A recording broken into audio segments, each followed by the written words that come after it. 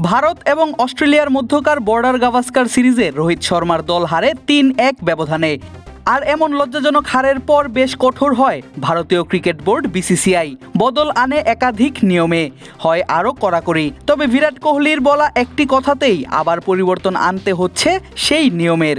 কোহলি যেন আবার প্রমাণ করলেন দেশটির ক্রিকেটে তিনি কতটা গুরুত্বপূর্ণ। অস্ট্রেলিয়ার বিপক্ষে ব্যর্থতার পর সিরিজ বা টুর্নামেন্টে পরিবার নিয়ে যাবার ব্যাপারে কঠোর সিদ্ধান্ত নেয় বিসিসিআই।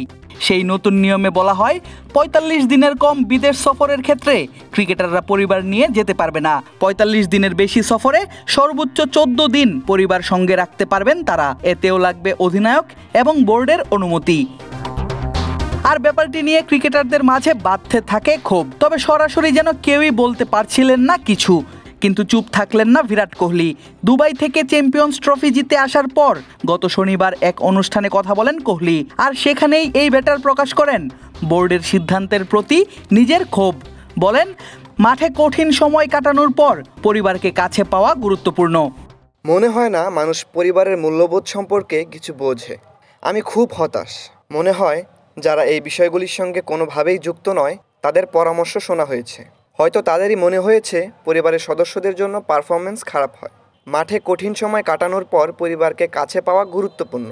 স্বাভাবিক থাকার জন্য এটা কত জরুরি সেটা হয়তো বোঝানো যাবে না। কঠিন পরিস্থিতিতে পরিবার পাশে থাকলে স্বাভাবিক থাকা যায়। স্বাভাবিক থাকলে তবেই তো দায়িত্ব পালন করা যাবে। আমি অন্তত পরিবারের সঙ্গে সময় কাটানোর সুযোগ হাতছাড়া করতে চাই না।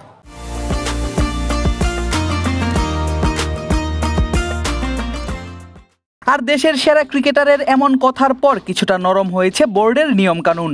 সুর পাল্টে মঙ্গলবার বিসিসিআইয়ের এক কর্মকর্তা ভারতীয় সংবাদ মাধ্যমে জানান, কেউ চাইলে ১৪ দিনের বেশিও পরিবার নিয়ে থাকতে পারবে।